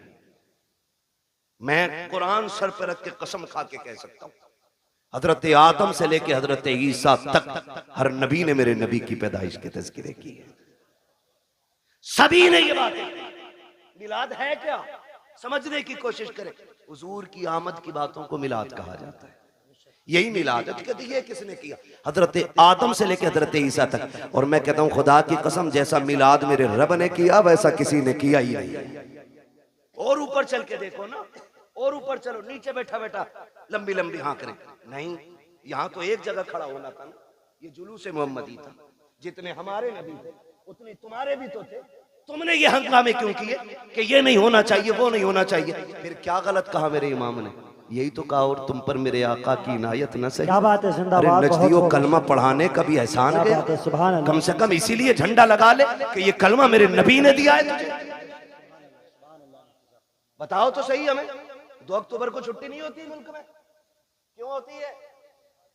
बोले अल्लाह के बंदो, कभी गए हो नहीं स्कूल, पढ़े हो कभी? गांधी जयंती होती है नहीं, इसलिए गांधी जी की वजह से 2 दिन की छुट्टी रखते हो। 26 जनवरी 15 अगस्त ये हमारे मुल्क के बड़े दिन हैं, इन दिनों में छुट्टी होती है। अगर मुल्क के बड़े दिनों में छुट्टी होती है तो फिर क्या कायनात के बड़े दिन की छुट्टी नहीं मनाई जा सकती? जिंदाबाद जिंदाबाद। बहुत और खुल के मैं अगली बात करूं। सारे मैं समझ सकता हूं अक्सर पढ़े लिखे लोग हैं, अब तो तालीम से सबका ताल्लुक है, और ना हो तो बच्चे पढ़ाओ जरूर। मारेरा शरीफ का एक नारा लगता है, आधी रोटी खाएंगे बच्चों को, ये हमारी मारेरा शरीफ का नारा है। ठीक है, वो ऐसी खानका है जिस घर का बच्चा बच्चा IAS IPS BUMS MBBS सब आला मयार के गद्दी नशीन लोग हैं। वो खाली तस्वीर लेके नहीं बैठे, काबिल लोग हैं वो कहते हैं आधी रोटी खाएंगे, ये कहो 3 रोटी खाएंगे, बच्चों की कमाई खाएंगे। ये हालात है। लल्ला जा, भूरा गया कमाने, तू भी लग जा। भूरा तो गया, पप्पू भी लगा दिया। हाँ, और फिर जब यही बड़े होकर जराइम की दुनिया में कदम रखते हैं ना, कहते हैं मौलवियों ने बेड़ा गर्क कर दिया। फिर जिम्मेदार मौलवी हो जाता है। इमाम साहब समझाया नहीं था जुम्मे में, तू 18 साल बिगाड़ने में लगा है, इमाम 18 मिनट में संभाल देगा। मेरी समझ में ये जादू नहीं आती। आप अपने बच्चों को बचपन से वक्त दे, उनके एक एक मिनट का हिसाब लें। हम बड़ी आजादी से जी रहे। मैं चैलेंज के साथ कहता हूं, सबसे ज्यादा रात को जागने वाली हमारी कौम है और सुबह को सबसे देर तक सोने वाली हमारी कौम। पूरा हिंदुस्तान का सर्वे कर लो, जबकि सबसे पहले हमारी कौम को उठना था। हम लोग रातों रात के मुसाफिर हैं। जब हम रात में जाते हैं ना, अगर 11 बजे भी चौक में लोग बैठे, हम समझ जाते हैं मुसलमानों का गांव है। हाँ, और अगर 4 बजे अगर लोग ना रोड पे निकल मिल जाएं दौड़ते हुए, हम समझ जाते हैं ये गैर मुस्लिमों का गांव। क्योंकि हमारी कौम तो 11 बजे उठेगी ना, क्योंकि 2 बजे तक तो पबजी खेला होगा मेहनत से, उसमें अब्बा का नाम रोशन करना है। 11 बजे उठेगा, 11 बजे आंखें में चल के जाके दुकान का शटर खोले। एक गिराहक नहीं आता शाम को, कह रहा डोरी दे दो, गिराहक नहीं आया। बरकत तो मनहूस तू खा गया। मेरे नबी ने कहा था, या अल्लाह मेरी उम्मत के सुबह के वक्त में बरकत अता फरमा। मैं चैलेंज के साथ कहता हूं, सुबह ईशा पढ़ के, रात को ईशा पढ़ के सो जाओ, फजर उठ के पढ़ लो, और उठने के बाद थोड़ा कुरान पढ़ो, थोड़ी सी आप वजीफा पढ़ लो, और उसके बाद उठ के सीधे दुकान पे चले जाओ। तुम 10 बजे का इंतजार मत करो, तुम 10 से पहले पहले दुकान खोलो। जब तक लोग दुकान पे पहुंचेंगे, अल्लाह तेरी झोली में तेरी रोजी डाल चुका होगा। तरीका ही हमारे गलत है, तरीका ही हमारे गलत है। शिकारी भी शिकार करने जाते, रात भर आके पड़ते, तब जाके शिकार मिलता है। दुकान पे 12 बजे जा रहे हैं, तो बदले अपने रवैये। तो ये हमारी कौम की कंडीशन है। सबसे बाद में सोना और सबसे बाद में उठना। बुरा ना मानिएगा, एक से कहने लगे साहब बच्चे को नहीं डांटते आप, उसने पता क्या कहा, क्या वो सुनता ही नहीं। तुम बात करियो, हमने कहा अल्लाह क्यों 2 बजे तक पबजी खेल रहा, कहीं पागल हो गए, तो कह रहा 1 बजे तक तो मेरे अब्बा भी चलाते हैं मोबाइल। अब बताओ सुधरेगी ऐसे कौन? एक कहावत है बड़े बूढ़ों की, खरबूजे को देख के खरबूजा खरबूजा रंग बदलता है। तो ऐसे हालात बनाओ आप कि आपके बच्चे एक दूसरे को देख के पढ़ें, आगे बढ़े। एक कह रहा पबजी में तू कहां पहुंच गया, तो बता रहा मैं वहां पहुंच गया, तो अपना आप और उससे आगे जा रहे। गलत नहीं कह रहा हूं। 9-9 साल के इतना बड़ा मोबाइल लिए नाली पे मिलेंगे बैठे हुए, नाली पे। भाई इसको उधर घुमा दो थोड़ा सा, इसकी हवा नुकसान दे रही है। नाली पे बैठे मिलेंगे मेरी कौम के नौजवान। नालियों पे बैठने की उम्र है। पढ़िए, आगे बढ़िए। उसके बाद कहते अरे नेताओं ने बेड़ा गर्क कर दिया, इनसे बारिश नहीं करी, मेरी तो नौकरी लग रही थी, मैं तो डॉक्टर बन जाता, मास्टर बन जाता। जो कौम घूस दे के पास होती है ना, वो कभी कामयाब नहीं हुआ करती है। मेहनत करो, खुद एड़ियां रगड़ो, और जो एड़ियां तुम्हारी रगड़ी जाएंगी, जो उससे पानी निकलेगा, खुदा की कसम वो चश्मा तुम्हारी आखिरी सांस तक चलता रहेगा। गलती तुमने ये की है, दूसरे के कंधों पे चले हो। काश अपनी जिम्मेदारी लेके आगे बढ़ते, खुद मेहनत करते। अगर तुम्हारे अंदर काबिलियत होती, किसी की मां ने दूध नहीं पिलाया था, तुमसे हक छीन लेता। जो हकदार होता है उसे हक हर हाल में मिल के रहा करता। सुभान अल्लाह। नारे तकबीर, नारे रिसालत, मसलके आला हजरत, नारे तकबीर। पढ़ोगे इंशाअल्लाह? कितनी जोर से इंशाअल्लाह कह रहे हो। अल्लाह तुम्हारी इंशाअल्लाह में बरकत दे दे। हाँ, तो भैया देखो सीधी सी बात है, मैं आपको एक बता दूं, सुनना बहुत गौर से मेरी बात। एक है कानून कुदरत और एक है कानून फितरत। दोनों चीजें याद रखें। कानून कुदरत में माफी है, कानून फितरत में माफी नहीं। कानून कुदरत यह है कि तुमसे गुनाह हो गया है, एक दिन मुसल्ला बिछा के रो दो रब के आगे। वह इतना बड़ा कादिर मुतलक है, तेरी पूरी जिंदगी के गुनाह एक लम्हे में माफ कर सकता है। यह है कानून कुदरत। लेकिन एक है फितरत। वो क्या है? कानून फितरत यह है कि ट्रेन आ रही है 120 की स्पीड से और तुम यूं खड़े हो जाओ कि अल्लाह चाहेगा तभी मरेंगे, नहीं चाहेगा नहीं मरेंगे। वो आई और छीछड़े बखेड़ गई, फिर कहने लगो अल्लाह ऐसे ही चाह रहा था। ये फितरत है। आप स्पीड वाली गाड़ी के आगे खड़े होगे तो नुकसान पहुंचेगा। आप भरे दरिया में हाथ पैर बांध के डाल दो किसी को, और कहो भाई कुदरत के ऊपर छोड़ दिया हमने। किसी को डेग में बंद करके पानी भर के नीचे से आग लगा दो और कहो जी कुदरत है, मरेगा मर जाएगा, बचेगा बच जाएगा। तो फितरत क्या है? बचना नहीं है ना। तो ये फितरत है। इसी तरह फितरत का ये भी कानून है, जो पढ़ेगा वो आगे बढ़ेगा, वरना आने वाले दौर में अनपढ़ों से नाली भी साफ नहीं कराई जाएगी। बिजनेस तो छोड़ो, बहुत बड़ी बात है, नालियां नहीं साफ करते और भीख भी नहीं मिलेगी। हालात इतने बदल गए। बब्बू भाई एक आया गाड़ी के पास, कहने लगा देखो, मैंने कहा टूटे नहीं है, QR कोड निकाला, कह रहा इस पे कर दो। ये भिखारियों ने तरक्की की है और हमने, अब्बा पे 18 थी, अल्लाह ने किस्मत से 3 बेटे दे दिए, 6-6 बीघे रह गई। और फिर अल्लाह ने उनको अगर 2 दे दिए, फिर 3-3 रह गई। और अगर उनके 2 हो गए, आगे रोड पे। ये कंडीशन है। पढ़ो, आगे बढ़ो। भीख में तुम्हें कुछ नहीं मिलने वाला। हक के लिए लड़ना पड़ता है, लड़ना पड़ता है। और तुम्हारी क़ियादत, नेता नगरी, अल्लाह तुम्हें सलामत रखे। लाल रुमाल डाल के ना ऐसा बना फिर रहा मंत्री, चले जाइए थाने को। थाने वालों ने सबसे ज्यादा उसे ही कूटा। उसे पता आना ये खाली 4 लोगों का ही नेता।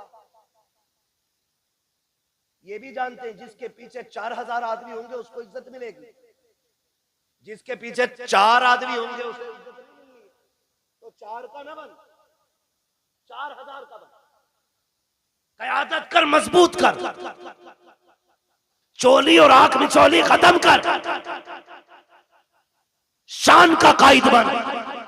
कायद देखना है तो देख मेरे नबी के उमर को। जब कुर्सी पे बैठा तो शेर बकरी भी एक जगह खड़ी थी।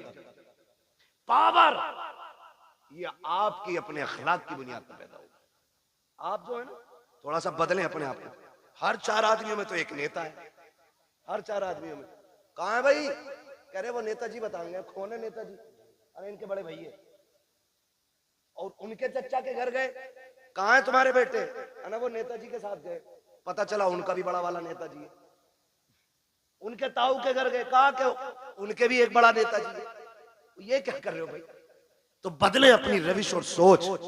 डॉक्टर इकबाल ने कहा था कि मोहम्मद से वफा तूने तो हम तेरे, ये जहां चीज है क्या लो कलम तेरे। आप पढ़ेंगे ना तो आपको मालूम होगा ना आपकी पावर क्या है, आपकी ताकत क्या है। हम कभी जीतने के लिए अक्सर लड़ते नहीं इलेक्शन, हम हराने के लिए ज्यादा लड़ते हैं।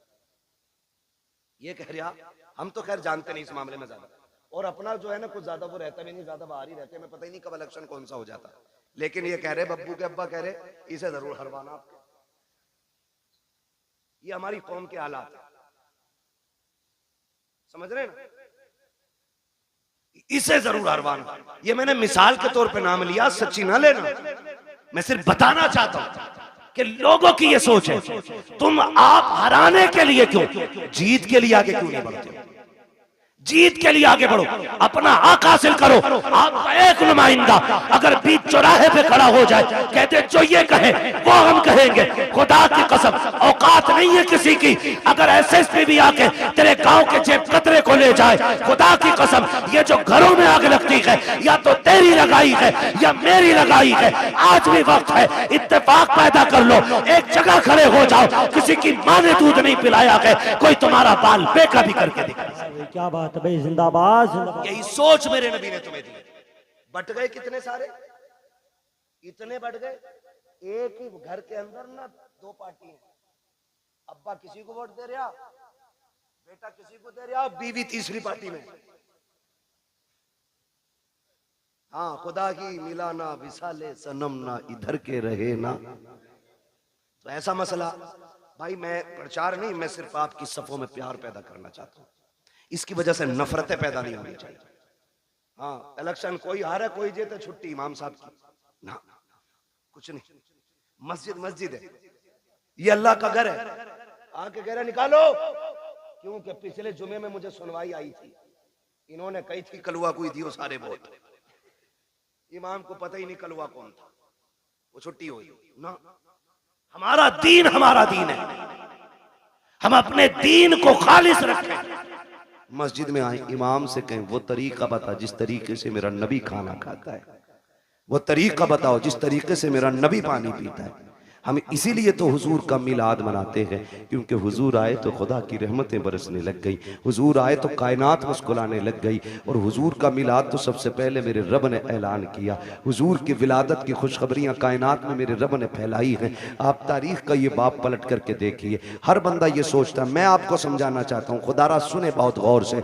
आज ना बड़ी आसानी से जब देखा ना कि दामाद मालदार है तो नसब नहीं देखा, जात नहीं देखी, मजहब नहीं देखा, जाके ना हम डायरेक्ट बेटी डाला है। भाई मजहब तो देख लेता, देखता ये अकीदा है कि बद अकीदा है कि खुश अकीदा है। हम मौलाना पैसे वाला था इसलिए लड़की दे दी, लड़की सुकून से रहेगी। नहीं मेरे भाई, तूने बेटी जहन्नम में झोंक दी है, क्योंकि ये 60 साल फाके से भी कट सकते हैं, लेकिन मरने वाली बात की जो जिंदगी है वो बड़ी मुश्किल हो जाएगी। वो 60 साल की नहीं, वो दायमी जिंदगी है। इसलिए खुदा के वास्ते पैसा देख के बेटी ना दिया करो, दीन देख के बेटी दिया करो। इसलिए कि पैसे के बगैर गुजारे हैं, लेकिन दीन के बगैर गुजारा नहीं हो सकता है।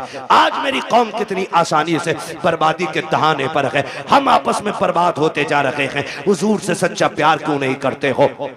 कई बार हमें भी कमेंट किया जाता है, मौलाना वहाबियों ने क्या बिगाड़ा है। मैं कहता हूं खुदा की कसम, जितनी जमीन हमारे बाप की कल थी उतनी आज भी है और उतनी कल भी रहेगी इंशाअल्लाह। हमारी न किसी ने छीनी है, न हमने किसी वहाबी से छीनी है, न किसी वहाबी ने हमारी मैंड काटी है। का झगड़ा किस बात का है? मैंने कहा झगड़ा सिर्फ इतना है, ये बेगैरत ये कहते हैं कि नबी के माँ बाप जहन्नमी है माज़अल्लाह। मुझे ये बताओ, जिसकी गोद में ऐसा शहजादा आया हो, जिसके सदके में रब ने जन्नत बनाई है, उस माँ को जहन्नम में कैसे डाला जा सकता है? हमारा झगड़ा तो इस बात का है, इन्होंने नबी के माँ बाप को जहन्नमी कहा। सुनो, हमारे बाप को कोई गाली दे हम बर्दाश्त कर सकते हैं, खानदान को कोई गाली दे हम गवारा करेंगे, मेरे नबी को कोई गाली दे ये गवारा नहीं किया जाएगा। उनके माँ बाप को कोई बुरा भला कहे ये गवारा नहीं किया जाएगा, इसलिए कि हमारा ईमान ये है, जमीनो जमा तुम्हारे लिए, मकीनो मका तुम्हारे लिए, चुनीनो चुना तुम्हारे लिए, बने दो जहां तुम्हारे लिए, हम आए यहाँ तुम्हारे लिए, उठे भी वहां तुम्हारे लिए। भाई नारे तकबीर, नारे रिसालत, नारे गौसियत, मसलके आला हजरत हजरत अल्लामा मुफ्ती हम्माद साहिब किबला, नारे तकबीर, नारे। ये हमारा नजरिया भाई, हमारा कोई झगड़ा नहीं, सिर्फ इतना झगड़ा नबी के माँ बाप को जहन्नमी कहते। वो खुद मेरे नबी क्या फरमाते, आका फरमाते, लोगों आदम से लेके अब्दुल्ला तक जितने पुश्तों में मेरा नूर गया वो सारे शान वाले लोग थे। जितने रहमों से मैं गुजरता रहा वो सारे रहम अजमतों वाले। मेरे नबी ने गोया बताया कि मेरे नसब में जितने मर्द और औरतें आती हैं अल्लाह ने सबको इज्जत वाला बनाया है। ये मेरे नबी का ऐलान है। और खुदा की कसम, मेरे महबूब का नूर देखे, अल्लाह ने महबूब के नूर को बनाने के बाद ज़मीन व आसमान, जन्नत दोज़ख बनाए। फिर तख्लीक इंसानियत का जो मसला आया है ना, जो मसला आया है, हजरत आदम को सबसे पहले रब ने बनाया। किसको बनाया? जोर से। हजरत आदम का पुतला बनाया गया। जब वजूद तैयार हो गया, उनका वजूद तैयार, लोग कहते हैं कि इंसान पहले बंदर था। अजीब तहकीक के लिए घूम रहा है। जो बंदर की औलाद है वो बंदर कह रहे हैं अपने आप। हम तो आदम की औलाद है इसलिए आदमी है। ठीक है जी। हजरत आदम को बनाया, पहला इंसान हजरत आदम बने। जब पुतला तैयार हो गया ना, तो अल्लाह ने हुक्म दिया, रूह को जाओ अंदर चली जाओ। रूह अंदर गई ना, लौट आई। रब ने फरमाया वापस क्यों आ गई? उसने कहा इसलिए आ गई कि अंदर दिल नहीं लग रहा था। मेरे नबी की शान मुलाहिजा करें कि अंदर दिल नहीं लग रहा था। फिर रब ने फरमाया अच्छा। फिर रब ने महबूब के नूर को हजरत आदम के वजूद में रखा। फिर जब रूह को हुक्म दिया अब जा, रूह गई तो अब निकलने का नाम नहीं ले रहे। कहा क्यों? कहा अब मेरा दिल लगने लगा है, क्योंकि इस वजूद में तेरे महबूब का नूर मौजूद है। हुजूर का नूर ना आदम अलैहिस्सलाम के वजूद में पहले पुश्त में रखा गया। जब पुश्त में था तो सारे फरिश्ते हाथ बांधे रहते। फिर वो नूर मुंतकिल करके पेशानी आदम में आया तो फरिश्ते सामने आ गए। हजरत आदम कहते हैं अल्लाह, ये फरिश्ते कभी पीछे कभी आगे हाथ बांधे रहते हैं, मसला क्या? रब ने फरमाया आदम बात तेरी नहीं, बात मेरे महबूब की है। क्या मतलब? का वो नूर तेरी पुश्त में था तो ये उसकी जियारत के लिए पीछे खड़े रहते थे। जब पेशानी में आ गया ना तो ये सामने आने लगे। तो ये सामने आ गए, कहने लगे अल्लाह मुझे दिखा ना। फिर रब ने वो झलक हजरत आदम के नाखूनों में दिखाई। और हजरत आदम ने जब हुजूर के नूर को देखा ना तो फिर चूम लिया। जब चूम लिया, खुदा का शुक्र है हम आदम की औलाद है। उन्होंने नूरे मोहम्मद देख के चूमा था, हम नामे मोहम्मद सुन के चूम लिया करते हैं। ये हमारा तरीका है। अब वो नूर हजरत आदम से हजरत अब्दुल्लाह तक आया। मुझसे गुजारिश पहले ही हो गई थी कि हुजूर का शजरा भी हो जाए। तो आज चूंकि मौजू भी है, बात भी है, मैं बताऊं कि किन किन जातों को मेरे नबी के नूर ने इज्जत बख्शी है। उसके लिए थोड़ा सा आपको मेहनत करनी पड़ेगी। आप जरा बोल दें सुभान अल्लाह। ऐसा नहीं ये सामने वाले बच्चे ना मेरा साथ दे। जब मेरा हाथ का इशारा हो ना, मैं वो हुजूर के नसब के नाम बताऊं जिन जिन जिस पुश्तों में मेरे हुजूर का नूर मुंतकिल होता रहा है। ठीक है, जब मैं हाथ का इशारा करूं समझ लेना मौलवी की सांस घुटने लगे। तो आपको क्या बोलना है? इतनी जोर से बोलना ताकि मैं अपने गांव की मस्जिद के चनों का शोर भूल जाऊं। ठीक है जी, समझते हैं बात? हाँ, कितनी जोर से बोलेंगे जरा बोल के दिखा। और हाथ देखते रहना मेरा, ये नहीं मैं शुरू हो जाऊं तो फिर ऐसे देखने लगा और मौलवी कदम घुटने लगा। ठीक है जी, मैं हुजूर का मिलाद पढ़ने लगा हूं, जरा बोल दे सुभान अल्लाह। है जवान हो, अल्लाह करे जवानियां सलामत रहे। अभी तो शादियां भी नहीं हुई है ना, अभी तो शादियां भी नहीं हुई है, तो फिर इतनी कमजोरी से कैसे बोल रहे हो सुभान अल्लाह? जरा बोले सुभान अल्लाह। ये मैं नहीं जानता ये इनकी उम्र कितनी है, लेकिन इन्होंने ऐसा नारा लगाया था कि मुझे गैरत चढ़ गई थी कि इस उम्र में इतना तगड़ा नारा। अल्लाह इन्हें सलामत रखे। हाँ, शादी के बाद कमजोरी आती है लेकिन इनमें तगड़े हैं। ठीक है जी, बोले जरा मचल के सुभान अल्लाह। आप जब बोलेंगे ना तभी मैं आगे शजरा पढ़ता रहूंगा, वरना मसला देखो माइक आपका इतना अच्छा है कि इसने बोलने का बिल्कुल किनारे पे लाके रख दिया, बोलने ही नहीं दे रहा है। जो मैं अपने रविश में बोलता हूँ ना तो ये धीरे धीरे धीरे धीरे धीरे हो रहा है। ठीक है, बस मैं आपको हुजूर का शजरा सुनाऊंगा तो मिलाद हुजूर का, फिर बोले सुभान अल्लाह। नारे तकबीर, नारे रिसालत, नारे गौसियत, मसलके आला हजरत शाह इस्लाम ज़िशान रज़ा कादरी, नारे तकबीर, मद्दाह रसूल राशिद रज़ा मरकजी, नारे तकबीर, नारे रिसालत। एक शायर साहब गए थे, अल्लाह करम से दो आ गए। कितनी बरकत होती है माशाअल्लाह। अभी आपको सुनना, मेरा टाइम पूरा हो चुका है, 12:30 बज गए। बोलने जरा सुभान अल्लाह और जोर से। ऑपरेटर साहब थोड़ी सी ऐसी आवाज दे दो कि ये अपनी आवाज से हमारी पहुंचा दे, हमें चीखना ना पड़े ज्यादा, है ना? ठीक है, थोड़ा गला पकड़ रहा बहुत ज्यादा आपका, ये तवज्जो है सारे लोगों की। अगर कोई फूक गया ना पैसे ले लेना उसका, मगर आवाज खोल दो थोड़ी सी। बोलने जरा सामने वाले बोलते सुभान अल्लाह। मैंने ई को बढ़ाने नहीं कहा, मैंने आवाज बढ़ाने को कहा है। ठीक है, ई को ना बढ़ाए, आवाज बढ़ा दे। ठीक है बच्चे, आप मेरा साथ दे माशाअल्लाह। ये मेरी कमेटी के लोग हैं, देख रहे हो जिहाद क्या, ये पूरा शहादत के अंदर मंजिले में आ गया बंदा। बोले सुभान अल्लाह।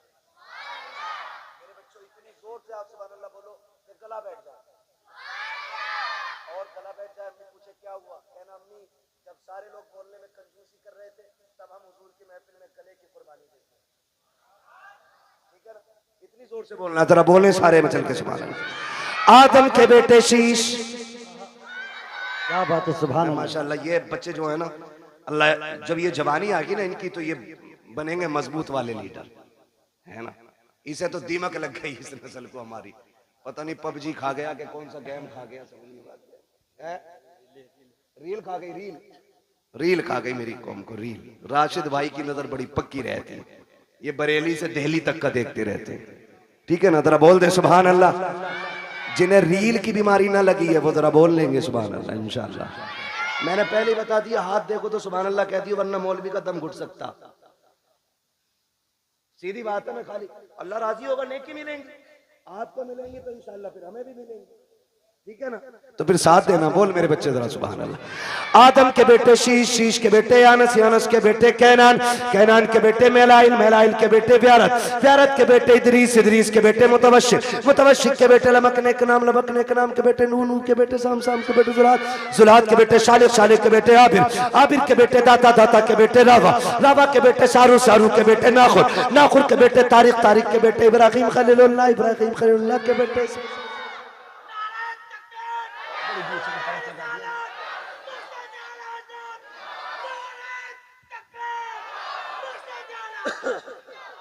है जी, अल्लाह सलामत रखे।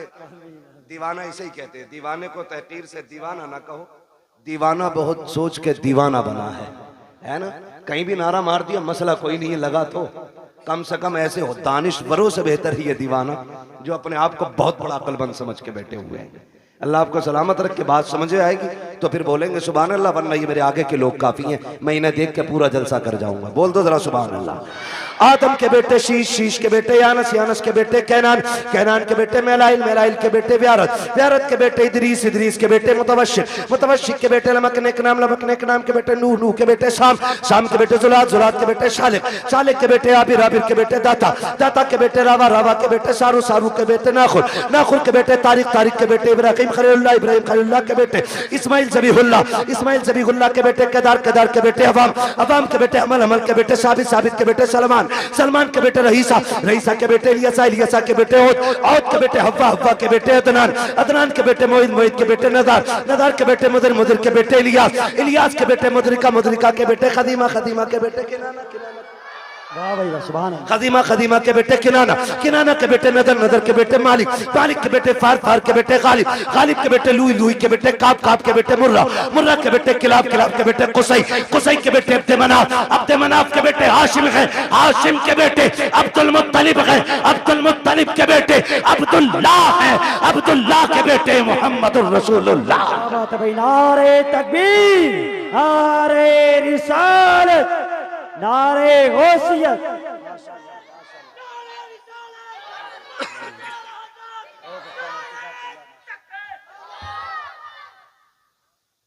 तवज्जो है।